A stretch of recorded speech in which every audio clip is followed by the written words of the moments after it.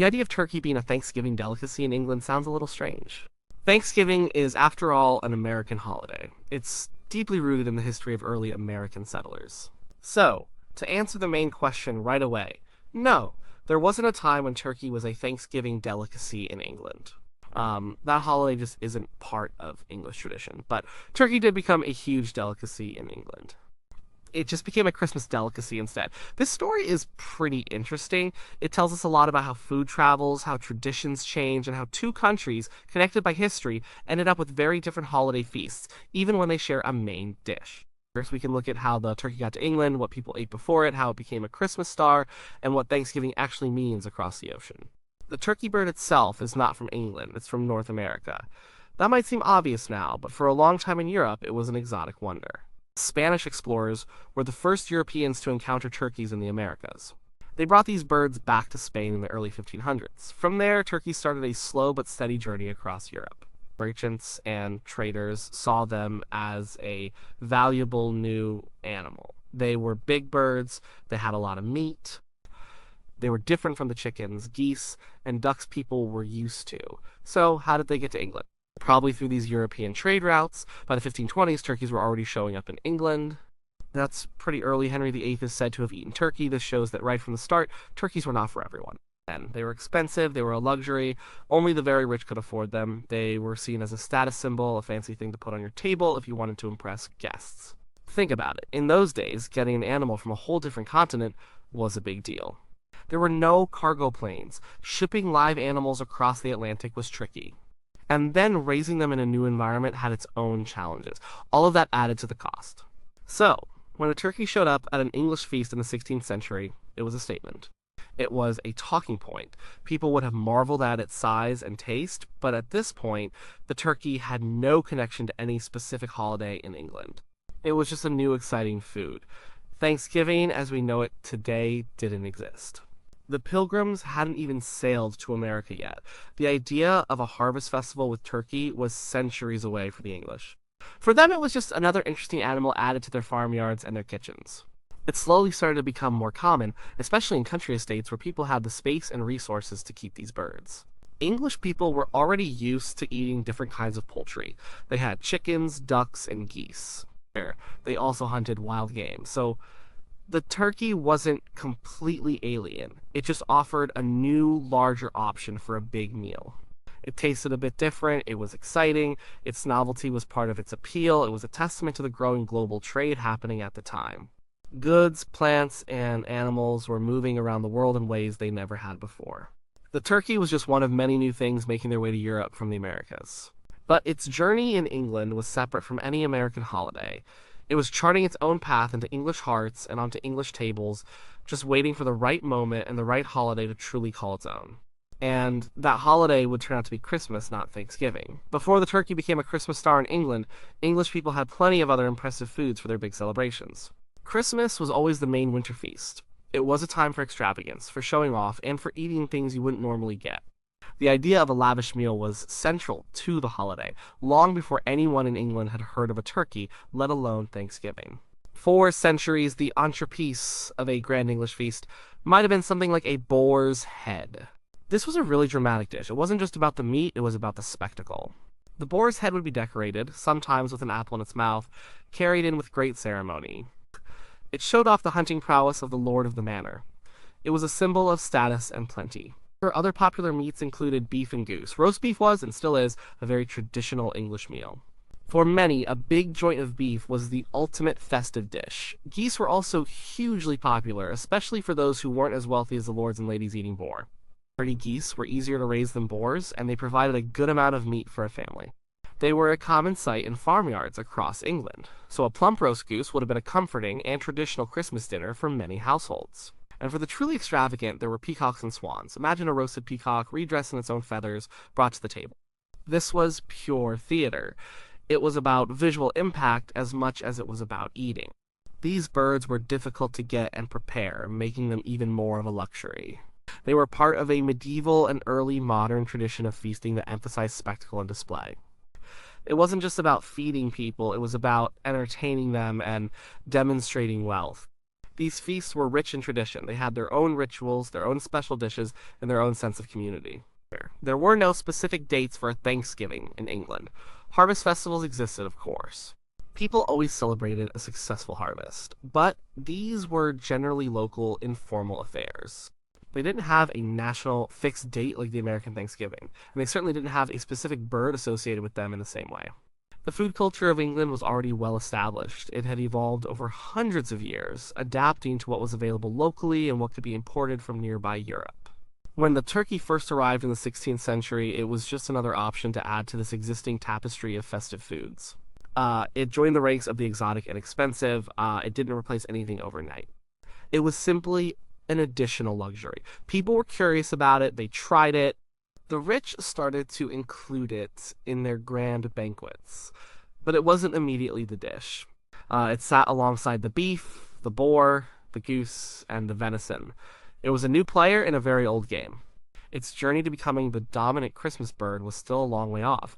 It needed cultural shifts, changes in farming, and even a little bit of literary help to truly make its mark on the English festive table. For now, it was a novelty, a sign of changing times and expanding trade, but without a fixed place in the heart of traditional English celebrations.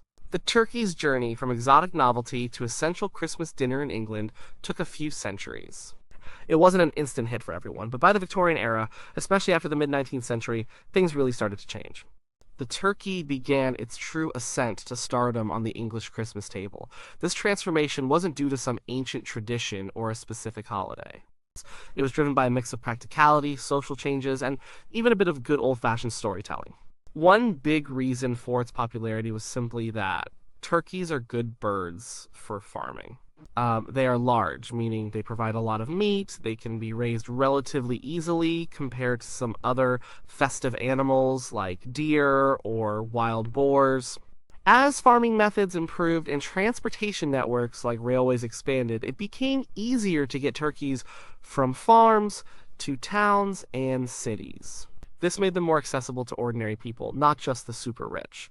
Before this, many people would have roasted a goose or a duck for Christmas. Now, these were more manageable for smaller ovens and smaller budgets, but the turkey offered more. It promised abundance, and abundance was a key part of the Victorian Christmas spirit.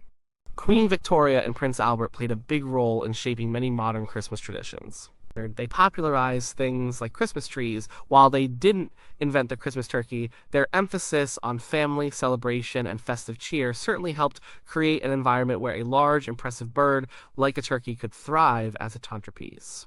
But perhaps the biggest boost came from a book Charles Dickens' A Christmas Carol, published in 1843. This story became hugely popular. It painted a vivid picture of Christmas. At the end of the story, the reformed Scrooge sends a huge turkey to the Cratchit family. This act of generosity, the image of the enormous turkey providing a feast for a poor family, really stuck in people's minds. It cemented the turkey as the ultimate symbol of Christmas abundance and kindness. It was aspirational. If even the Cratchits could have a turkey, then it became something many families wanted. The turkey offered a good balance. It was grand enough for a special occasion, but by the Victorian era, it was becoming affordable enough for more middle-class families. It was easier to carve and share than a boar's head. It also had a milder flavor than some game birds, making it widely appealing. Suddenly, the goose, while still popular, began to feel a little less grand. The turkey offered a step up. So, the turkey became the default Christmas bird. People planned their Christmas meals around it. Recipes for roast turkey, stuffing, and all the trimmings became common. Cookbooks featured elaborate instructions. The annual tradition of buying and preparing a Christmas turkey became firmly established. It was a significant shift in English culinary history. This was all happening within the context of Christmas, a holiday that had been celebrated in England for centuries. The turkey was adopted into this existing tradition, not into a new or imported one. There was no Thanksgiving holiday in England that needed a centerpiece. The turkey found its home on the Christmas table, cementing its place as a truly English festive delicacy, even though its origins were far, far away across the Atlantic. Now, let's look at the other side of the ocean, where the turkey truly became a Thanksgiving delicacy. This story is very different from the English one. It's rooted in American history and the experiences of early European settlers in the New World. The origin of Thanksgiving goes back to 1621. This was in Plymouth Colony in what is now Massachusetts. The Pilgrims, who were English settlers, had survived a very harsh first winter. Many of them died, but with the help of Native Americans, particularly a Wampanoag man named Squanto, they learned how to cultivate corn, fish, and hunt in the new land. So they had a successful harvest in the autumn of 1621. To celebrate this survival and good fortune, the Pilgrims held a feast.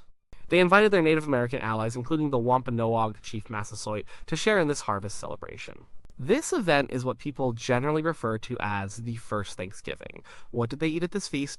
It wasn't just turkey. Historical accounts suggest they ate a mix of things. There was wild fowl, which would have included turkeys, ducks, and geese.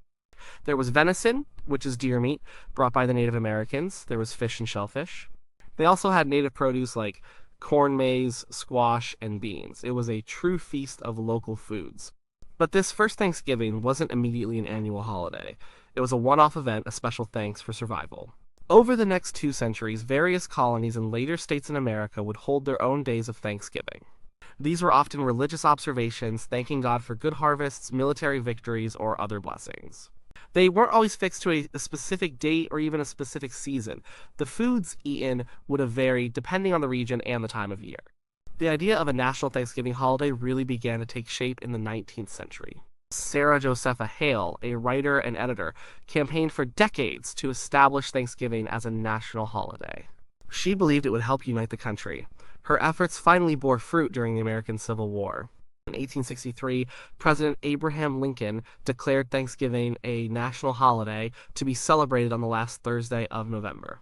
He saw it as a way to bring a divided nation together, to offer thanks even in times of great struggle. Once it became a national holiday, tradition started to solidify. The turkey became the dominant contrapiece. Why turkey? Well, it was a native North American bird. It was plentiful. And like in England, it was a large bird, suitable for feeding a family or a community gathering. It also tasted good. Cranberries, also native to North America, became another traditional side dish. Pumpkin pie became a common dessert. These foods became iconic symbols of the American Thanksgiving. In 1941, during World War II, President Franklin D. Roosevelt officially moved Thanksgiving to the 4th Thursday of November. This was done to extend the Christmas shopping season, so while its origins were a practical feast of thanks, Thanksgiving evolved into a major national holiday in the United States. It's a day for family gatherings, reflection, and of course, a huge meal centered around turkey. It's a distinctly American holiday, born from a specific historical context that has no parallel in England. So, we've looked at the journey of the turkey and the evolution of 2 distinct holiday traditions. The answer to the original question, was there a time when turkey was a Thanksgiving delicacy in England, is a clear no. England simply does not celebrate Thanksgiving. It has never been part of English history or culture.